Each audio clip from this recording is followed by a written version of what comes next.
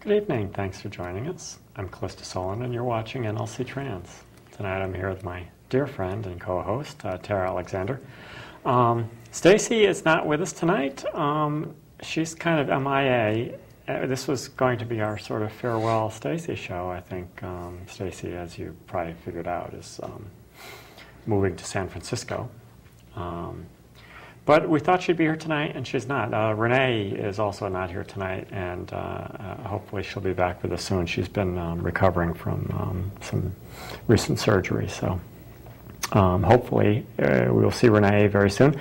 And Renee, if you're out there, feel free to call us and fill us in on what's going on. I know Renee watches the show when she's not on, so hopefully we'll hear from Renee. Anyway. Renee had a guest lined up for us at the end of July. Yeah, we have the folks from the our health department folks coming back on. I can't remember their names at the moment off the top of my head. I've got them written down, but we had several guests from Kathy, Susie, and Diane. There you go. I think. I have no idea. Sorry. Anyway, they'll be back on. Late in July, I believe. And next week, I believe this is our last... this is our last week at 8 o'clock. Right. Sorry. So next week we will be on. Same station, just a little earlier. We'll be on at 7 o'clock. So please make note of that so you can tune in an hour earlier. And in fact, we're being followed by a brand new show. A brand new show, and which I don't remember which show it was. I don't remember what he was going to be talking about. I think it was local politics, but I think most of them are. Most of them are. but yeah, it's a brand new show. It's his first time doing a public access show, and so we invite you after our 7 o'clock show to stay tuned for the new guy. I don't have his name. Yeah, and see what that's all about, I guess. Yeah. Anyway, so like I said, we were going to do a kind of a farewell to Stacy show, but she's not here, so I guess we're not going to do that. Farewell, Stacy. Bye, Stacy. Sorry. I assume we'll probably see her this week anyway, but because I don't think she's left yet. I don't think she has, but looking for greener pastures. Yeah. Job market out here is tough, and seems like there's a better opportunity in the San Francisco area for her particular skill set at the moment, and I think that's probably true. Took a couple trips out there looking for a place to live, and they found a quaint little apartment with some very nice views up on top of an apartment building, and it's theirs as of the end of the week. Yeah, very cool. So San Francisco is a really neat place. I love San Francisco. Right in the heart of the city. Yeah. It's going to be quite an adventure. Yeah. So we wish her well. Yeah. And I don't think this certainly won't be the end of Stacy. We will be hearing from Stacy periodically, and I suspect we'll be getting some footage from San Francisco. So. Yes. Yeah. She has promised us video segments to air. Yeah. So we'll be sort of following what's going on out there, I'm sure. And they have a pretty active community, as one might probably guess. Yeah. Being San Francisco. Yeah. San Francisco is great. I love San Francisco. Certainly there are some drawbacks. It's cold. We all know it's cold. But it's beautiful. And the earthquakes worry me a little bit. That last one, big one they had was pretty nasty. Well, I have to tell you, I know I've told you, but I haven't told them. In college, I took an earth science course, and my earth science teacher subtitled the course 7 Reasons Not to Live in California. As we went through all the natural disasters that occurred in California. You know, I'm not going to know them all, but earthquakes and lahars and mudslides and hurricanes and tsunamis and volcanoes and... So, yeah, it was like the 7 reasons not to live in California in the earth science course. Yeah. But California can be kind of a cool place. There are certainly places in California I wouldn't mind living. Venice Beach. Believe before it makes you soft? Yes. Well, yeah. I was sort of heading towards Southern California, but yes. Tara is, of course, referring to a Baz Luhrmann piece, which was actually an editorial piece that he had borrowed from somebody, and I don't know who. Well, has been increasingly miscredited to various different authors. And do we know who the actual author is? Probably not. No, there was. The real information's out there, but yeah. Live in New York City once, but leave before it makes you hard. Live in Northern California once, but leave before it makes you soft. Yeah. And wear sunscreen, yes. Everybody knows it's the sunscreen thing. But, yes. Supposedly a commencement speech, but it was actually an letter to the editor. Yeah. Interesting stuff. It was cute. I like it. I've got it on my computer. It's got some good reminders. Yeah. Yeah. Do not read beauty magazines. They will only make you feel beauty ugly. Magazines. I like beauty magazines. I know, they do. It's terrible. Let's talk about beauty magazines. Who's on the cover of this month's Cosmo? God, I forget. What is she not wearing? It's, who is on? I'm thinking it's Rihanna, but I'm not sure. Honestly, I don't know. It came in. I haven't even looked at it. They come in the mail. I pick them up, put them on your desk, and that's the end of it honestly, for me. I have not had a chance to look at it yet, so I'm never sure. You know, I used to get a. We're going to talk about Cosmo magazine. Yes, I do get Cosmo. You know, Cosmo is, I don't know. I'm not that thrilled, but I used to get a magazine called Jane, which I really liked, and then they discontinued it. All about airplanes, or? No. It was sort of a beauty magazine, but not really. It was kind of an odd magazine. It had a lot of interesting stuff in it. It was kind of sort of off-center a little bit, and interesting, and I liked it. But then it went away. As the sort of the good ones seem to always do that. But anyway, I digress. Yes. Is it? We have a line 1. We have a call. Oh, we have a call. I didn't see it on the thing. We got the audible. We got the thanks, guys. Instead of the hand signal. So should we take this? Dare we take this call? Okay, we'll try it. Good evening, NLC Trans. You're on the air. Good evening, ladies.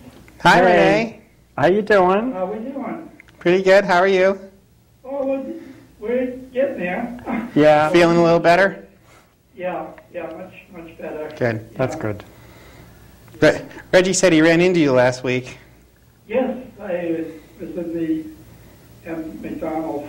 Yeah. You were where? Where were you? At McDonald's. You were eating at McDonald's? Yes. Bad girl. You're the only person around here that doesn't eat at McDonald's. Yeah, I know. I won't eat there. I'm saying nothing against McDonald's, honestly. Yes, you do. Honestly, I love their fries, but I'm afraid to eat there. You know. Well, okay. I'm going to stop right here. I work. I grew up in the break room at McDonald's. Something I should know about? No, I can't go into McDonald's though because my phone. This funny thing happens. My phone dimes me out. If I go into a McDonald's, my phone will call somebody without me knowing it in my purse, and they will pick up the phone and go, I got a call today. You were in McDonald's, weren't you? So I don't go into McDonald's anymore. I would have just gotten a new phone. I don't know why it does that. It's done this multiple times. Anyway, I'm sorry. So you're feeling better, Renee? Yes, I'm doing much better. Yeah. So hopefully we'll see you next week. Yes. Cool. Planning on it. Yeah. I wanted to mention about T.a.L.L Hospital. Oh yes. They got back to me today, and I guess it's scheduled for August 18th. August 8th. From 11 to 1, I believe. Okay. So this is T.a.L.L Hospital up in Plainfield, is it? No, Putnam. Putnam. Okay, it's up that way. I knew it was up that way somewhere. Yeah. They apparently want us to do a panel up there. For the doctors and nurses. Educate their doctors and nurses. And the emergency room staff. That could be kind of useful, actually, but yeah, okay. So August 18th, they want us? Yes. Okay. Do we know what day that is? I believe, if I'm not mistaken, I believe it's the Thursday. Thursday. Okay. From 11 to 1? From 11 to 1. That's a time slot that she gave me. So. Okay. Sounds good. And hopefully we can use the, well, I guess they're going to have a projector so we can put up the pamphlet like Sure. Yeah. Sarah had done Okay. at Mitchell. Yeah. Have to see who's available to come for that. 8:18? Sorry? 8:18, yeah. 8:18, 11 to 1. Dade Kimball Hospital in Putnam. Mm. Okay. Yes, the opposite of stainless steel. But anyway. And now you have to explain that one. No, the 18A, the designation 8. Anyway, never mind. So yes, Dade It's like Kimball surgical stainless steel. Yeah. Is 18.8, so it can be 8:18. 18.8 is the high quality, I believe, high quality stainless. Anyway, never mind. Never mind. I'm just going off on a little tangent there. Shadows of a former life seeping through. Yeah, probably. Yeah. Yes, probably that's true. I knew way too much about metals, probably. But anyway, yeah. Okay. So.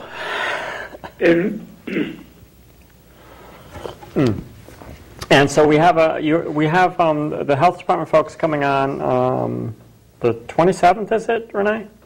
Yes. 7:27 at 7. 8:27. Oh, 7:27, yes, you're right. 7:27 at 7. It'd be Linda Colangio. Yes, and that is at 7, because we are moving to 7 as of next week, so. Right. Yes. Cool. For 13 weeks. Then we'll see. And then we'll see, yeah. We'll see. We have a producers meeting coming up, so we'll find out if we're going to get kicked off. I think there's going to probably be a lot of new shows in the fall. There usually are, so there's always the danger.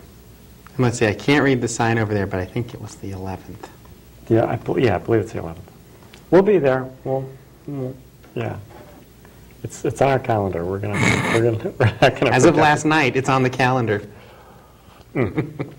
Anyway, so here we are, just talking about nothing. I'm sorry. Forgive me. Yeah, Seinfeld's already done that. Gone off on multiple tangents here, which just happens. So what's going on in the world this week? I don't think there's a lot going on, except that New York passed marriage equality, which was very cool. And I think that, if I'm not mistaken, that was already signed into law. But wow, that's... I think it happened very... God, these glasses are terrible. Anyway, I think I got sunscreen on my glasses. This is horrible. I can't see a thing. That's better than sunburn on your glasses. Yes. But I believe that happened. I think that was almost an immediate signature on that. So I think that's already law. Already signed into law. It will be law. I'm not sure exactly. Whatever. But the important thing being that yes, the sixth state in the country. Yeah, New York legislature passed marriage equality, which is a good thing. It's one of those things that, and we've talked about this a lot. I know, we not to beat a dead horse, but often people don't realize how important that is. There's always this notion of different but equal thing, and different but equal doesn't work because what invariably happens, and is still happening on a federal level, is that, and this happens on a state level as well, is that that there are many things that wind up being denied to you. Even if you have civil unions, there are often things that will be denied, like on the federal level. There's whatever it is, 1,100 different. Yeah, there's 1,300, 1,100, depending on how many of the scope of the evaluation. Yeah, laws and things that would affect you. Things like the income tax, not being able to file a joint return tax jointly, which is a silly little thing, but it can cost you money. Not being able to be put on a spouse's health benefits if they're a federal employee, Yes. which includes being in the military. Not being able to access survivor benefits if you're in a state like Connecticut that allows same-sex marriage. One of you is a federal employee and dies. Your spouse doesn't have access to survivor's benefits. Yeah. There's all the things that you'd normally expect would happen get called into question. Yeah. And it's just not right. Even if you don't agree with same-sex marriage, and you know, that's a whole different issue. But that whole basic fairness. Why should you know, same-sex couples be denied these things? Yeah. There's no good reason for that. So we're always very happy when we make little inroads. Like, well, New York is a fairly big one, actually. New York's a very big state. one. Yeah. So we're very pleased about that. Large state, large population, large influence. Yeah. But it does seem, I mean, for the most part, not entirely, but it seems like all the states in our area, you know. In the Northeast. The Northeast is, Go yeah. figure, the Puritan corner of the state would be the ones that are live and let live. Yeah. It's interesting, isn't it? It's Well, that's, what's New Hampshire? Live free or die. live free or die. Yeah. But, well, you know, it's an interesting thing, but, you know, Yankees are interesting people. People sort of have this notion that Yankees are unfriendly, and they're sort of I think, you know. Not to confuse private with unfriendly. Well, yeah, but I think the people sometimes think that because, you know, you go to other parts of the country and people are very friendly, and I've done this too, and I've noticed, like, wow, people are so friendly, you know, in all these other places. But they're friendly. Sometimes they're friendly and impersonal. Yeah, and people here in the sort of the Northeast, there's always been this sort of, you know, what seems to some like this sort of standoffishness. But the truth is that I think it's not really true. People here can be very, very friendly. They just sort of tend to mind their own business. Right. I think that's sort of, you know, a hallmark of the people in the Northeast. United States. They tend to mind their own business, but they're not really unfriendly, I don't think, and I think they have a very good sort of general sense of fairness and tend to do the right thing given a chance. Yeah. So it's kind of an interesting thing. Well, along those lines, though, to sort of go the other direction, there was that show that I had come across. I think it was entitled "What Would You Do?" or something like that. Yeah, that was an interesting thing, wasn't it? And they, it was like a hidden camera show, and they had a same-sex couple with a boy and a girl. They were all actors, and there was a waitress in the restaurant who was an actress. And they sat down, the same-sex couple, for breakfast one Sunday morning, and the waitress came over to wait on them, and you know, through the dialogue around the table, came to understand in very loud voices that they were not sisters or friends or brothers or friends, but they were actually a couple, and these were their kids. Yeah. So this was two women with a couple of children. Well, they did it with two women with a boy and a girl, and two men with a boy and a girl. So they actually and they did this repeatedly with different times, and the waitress got sort of more and more belligerent, and basically to see what the other patrons in the restaurant would do. And the hidden cameras were rolling, and if nobody said anything to her, she'd get more and more belligerent, and eventually she'd start talking to the other customers. Can you believe these people? I'm so afraid for their kids, and stuff like that. And the funny part is this past year they did it in a little town in Texas. And last year, they did it in New York City. Yeah. And was very impressed and sort of almost backwards from what I would have expected. In New York City, out of 100 runs, only 12 times did somebody stop the waitress, say, "Excuse me, you're being incredibly rude. Your job as a waitress is to serve these people, not to add commentary." Or, you know, there were lots of different reactions from different people. You know, in only 12 out of 100 in New York actually said anything to the waitress or to the people themselves, and And the actors were basically instructed, if it went on for a certain period of time, if the harassment got big enough, that they were supposed to get up and leave. And most of the time in New York, they left. In Texas, about 84 out of 100, somebody said something to the waitress, or went over to say something to the family, and it was really impressive. And the difference didn't seem to be a difference of tolerance. It seemed to be a difference in a willingness to speak up when you see injustice. Yeah. The New Yorkers, because obviously then the cameras come out and they get confronted, and well, why'd you say?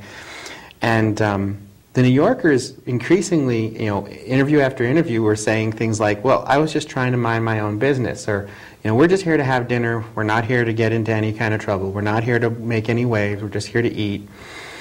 Yeah. And in Texas, they repeatedly said that, what she was doing was wrong.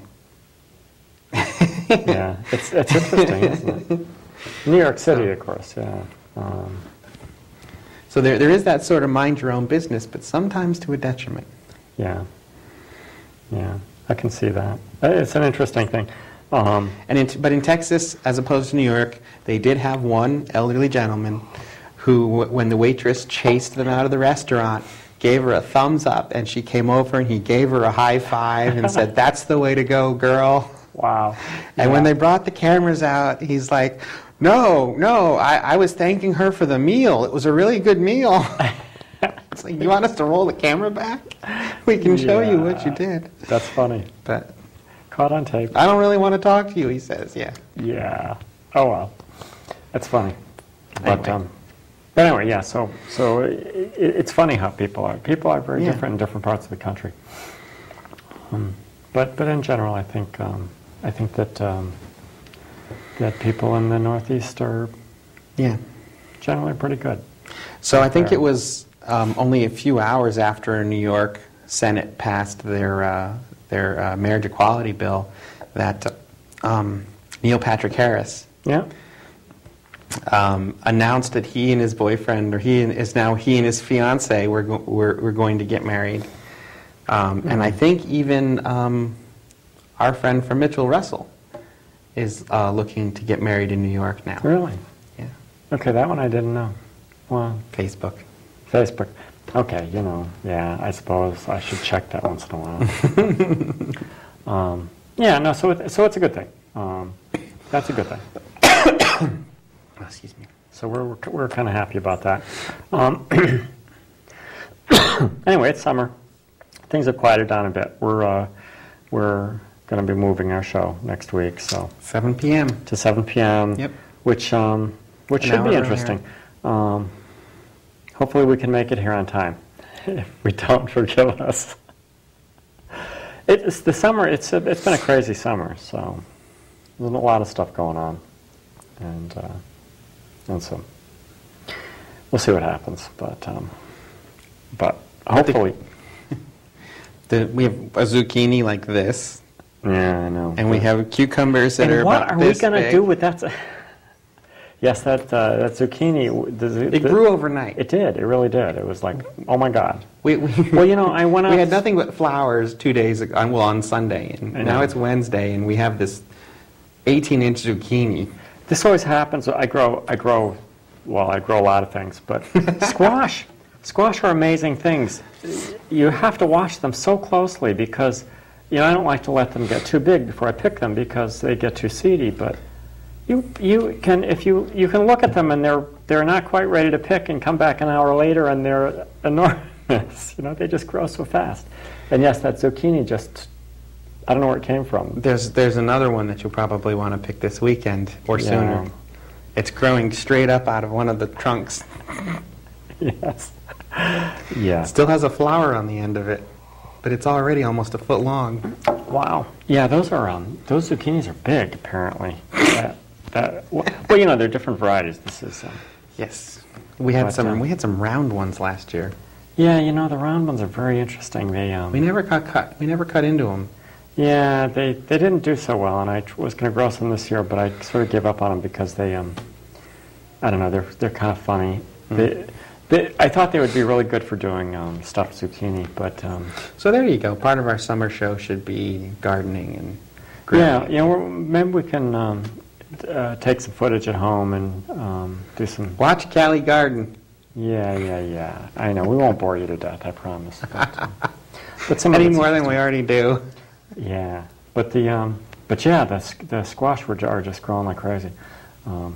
Fortunately, I'll be doing a Primavera Friday, so I can use some of it. But Yeah. but it's crazy how fast they grow.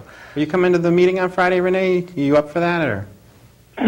Most likely I'll be there. Okay. Okay, gonna do pasta Primavera. Sounds wonderful. I'm ready for it. Okay, so I wanted to mention to Tara as well that Wells is very, very pretty. Oh, thank you. It's very colorful. It looks like there might be a little too much contrast on the monitors here, though. No, it looks very, very nice. The purple and the very bright blue. yeah, it looks good. Okay, yeah. A little more color in the wardrobe. So that's good. Yeah. Well, it is summertime. Although I guess I should save the bright colors for the middle of winter. I don't know if you want. Seasonal affectiveness disorder. Yeah. Sometimes people get sad. Yes, they do. But So what else have we got?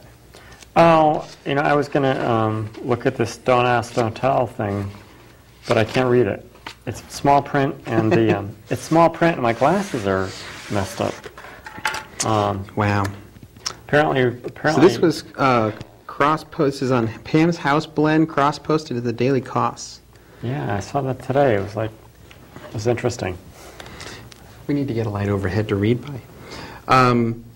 Since the signing of the bill, which would allow for Don't Ask, Don't Tell repeal on December 22nd, 2010, the military has continued to discharge service members suspected of or found to be gay, lesbian, or bisexual. Yes, Don't Ask, Don't Tell has no bearing on transgender people. Yesterday, The Advocate reported that the Pentagon has confirmed a new round of investigations and discharges under Don't Ask, Don't Tell. Ironically, when it's scheduled to be turned off December 22nd. So they're actively enforcing something that they know is going away. Yeah, I know. This seems terrible, doesn't it? The Pentagon confirmed Monday. What about a jobs program? Aren't you making all these people unemployed? Yeah. The Pentagon confirmed Monday that more service members will have been discharged under Don't Ask, Don't Tell pending certification of the policy's repeal, with one individual's discharge approved as recently as last Thursday. A total of 4 airmen have been discharged under the policy in the last several weeks. Pentagon spokeswoman Eileen Lane is confirmed on Monday. An Air Force, this is probably last Monday? No, this is Tuesday, June 28th, so this is this week.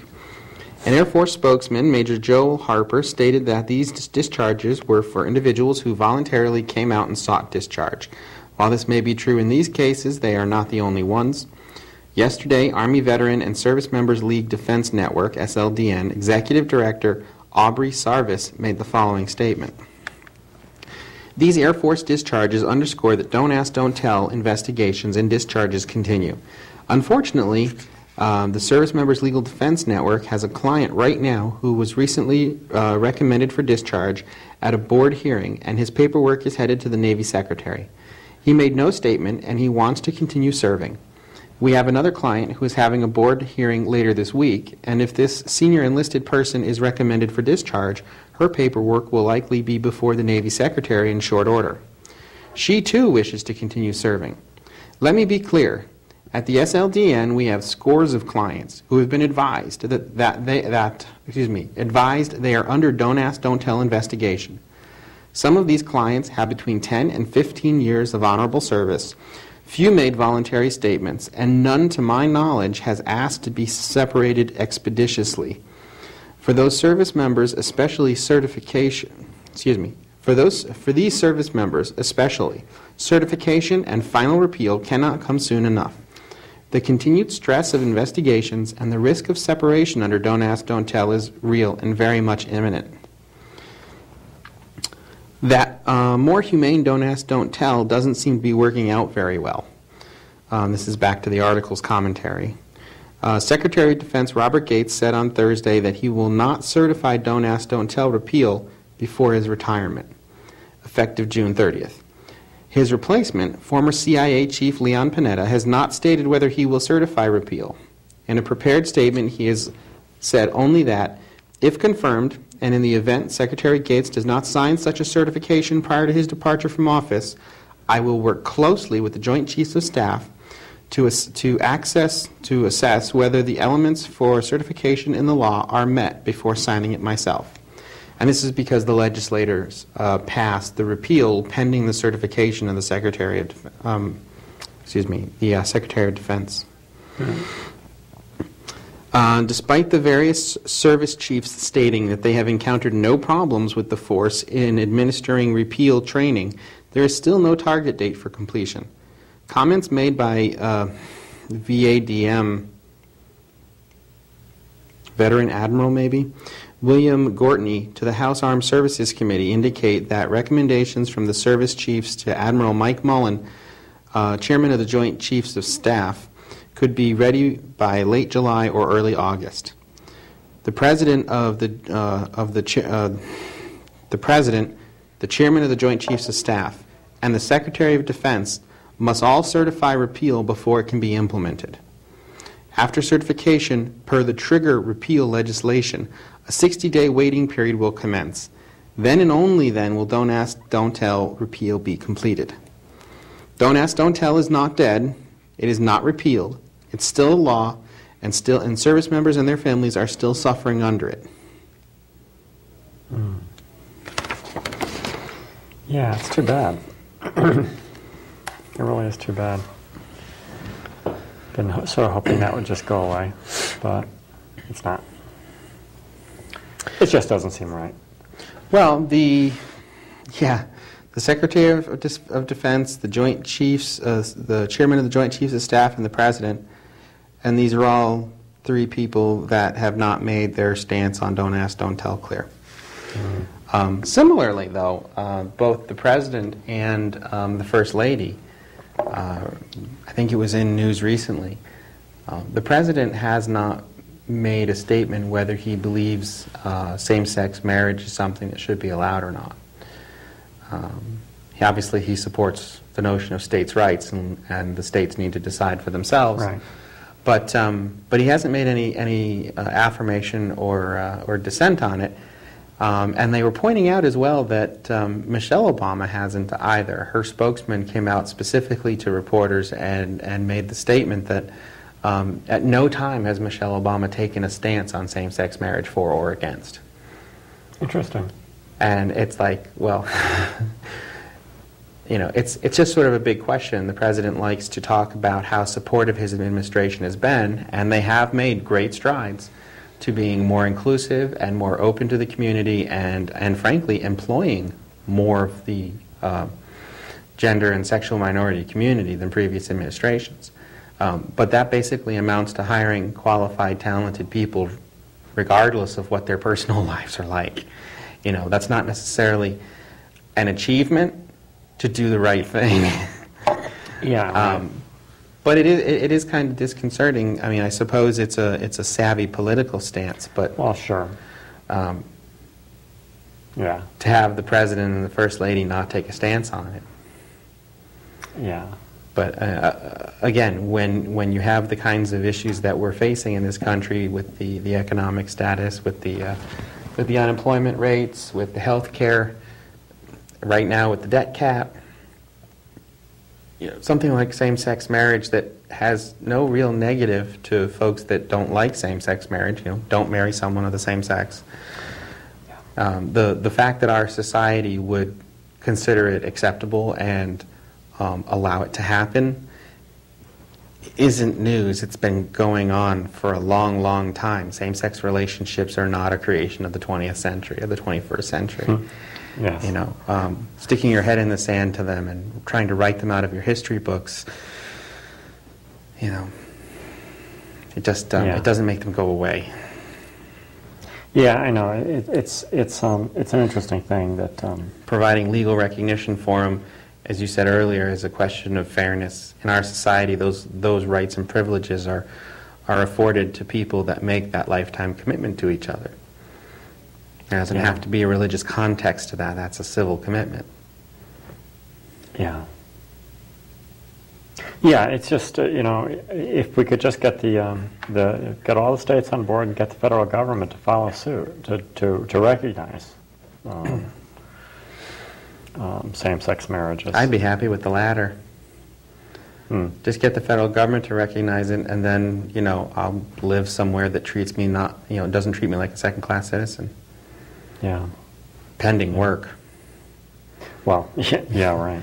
Pending unemployment, because without employment, you don't have health care, and you can't afford to not have health care.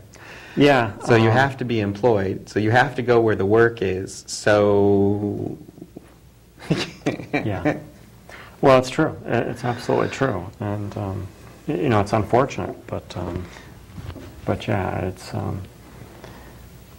So you do sort of have to extend those civil rights to every state in the union, because you don't really have a choice where you want to live if you want to work. Yeah. Yeah, it's really weird. The whole that whole notion that you can be married, like you can be married here, and have same-sex couple can be married here or in various other states in this region.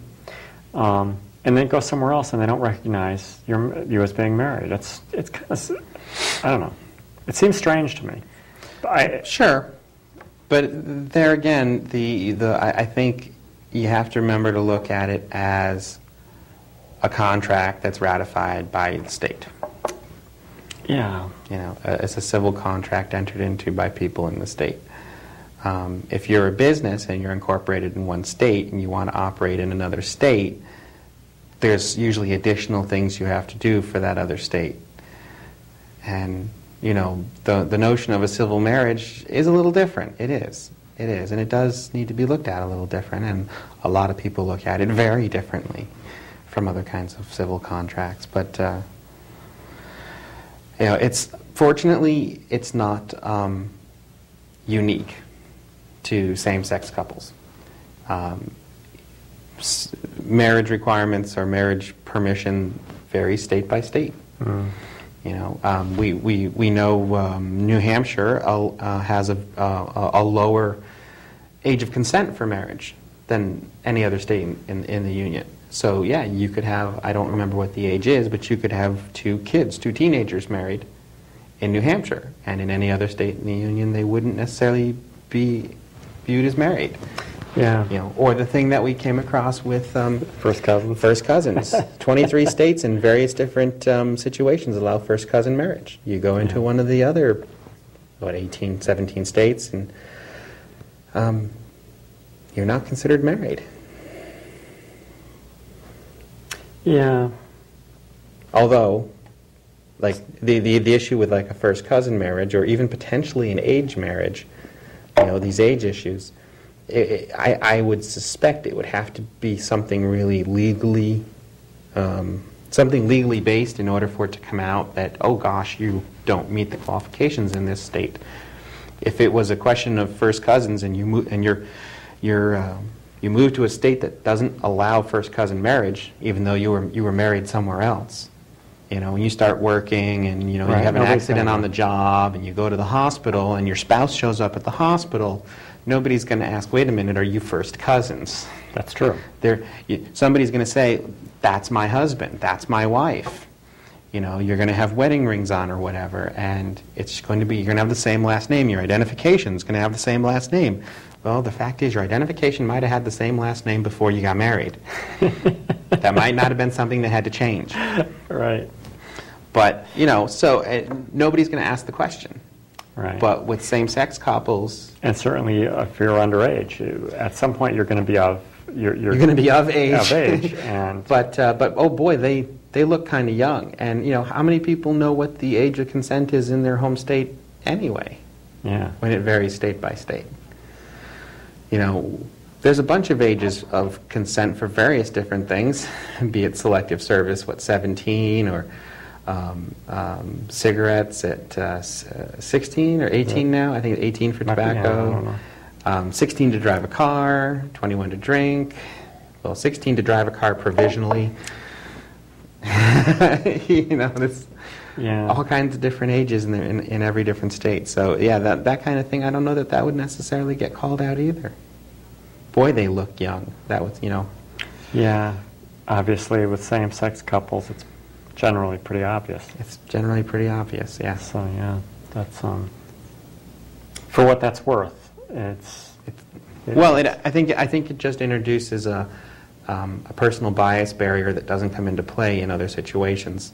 I was making the argument that it's not less unfair for same-sex couples, but I'm getting to the conclusion that in a way it is. Mm-hmm. Still, even if the federal government, without having somebody say that yes, you know what, the states need to recognize it, it does end up being. Yeah. It's because there's an assumption of conformity. The whole heteronormative culture, there's an assumption of conformity that the visual of two women or two men together, or two androgynes together, is gonna break. Mm. Yeah. Sorry. So, anyway, okay. So, all right. So we'll stop. But yeah, it should be something that gets more interesting as time passes here, I think. Yeah. Well, you've said it before that it's a fight we will eventually win. Yeah. I think it's true. I think, and even some of the conservative folks have come out and said, gosh, I can't remember their names. Big names, national names like Newt Gingrich, but I don't know that it was Newt Gingrich, had come out and said, it's headed that way. It's a tide we're not going to stem. We're just trying to hold it off. Yeah. Yeah, I think that's absolutely true. In the end, fairness wins out. Sooner or later. We've seen that. We saw that right here in our own state. Yeah. Took a while, but it... And there's a lot of talk sometimes about the broad religious exemptions that were put in place when the legislature enacted same-sex marriage law. People like to talk how the Connecticut Supreme Court actually passed same-sex marriage. Well, they didn't. What they found is that it was improper to ban same-sex marriage through the use of civil unions under the Connecticut Constitution, because the Connecticut Constitution actually says between two consenting adults. It doesn't say between a man and a woman. Two women and two men are two consenting adults. So they simply said that the civil union law that had been passed was unconstitutional. It wasn't. It didn't meet our Constitution, and what was left was for the legislature to enact same-sex marriage in Connecticut. And with that enactment came broad religious exemptions. That's okay. Yeah. Sure. I'm not trying to change people's religions. I'm trying to find equality under the law. I support religious liberties. You don't have to let me get married in your church or your synagogue or your temple. Of course you don't. Of course not. But if you're going to start taking state money, you're going to start doing things on behalf of the state, then yeah, I do expect you should have to follow the state's guidelines for non-discrimination. Yeah. You're doing it on your own with private funds, I don't see where you need to. Mm. And certainly that's not true for heterosexual couples.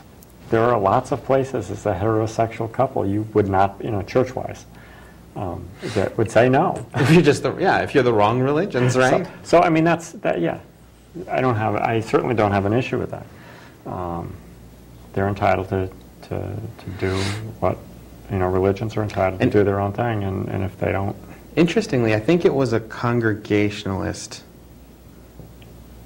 diocese, but there was a diocese in California, one of the Valley dioceses, and the bishop of the diocese made the announcement that the priests, pastors, I don't know which word is right for that religion, but were permitted to, they couldn't officiate same-sex marriages because California doesn't allow same-sex marriage. Right. But they were allowed to bless same-sex marriages.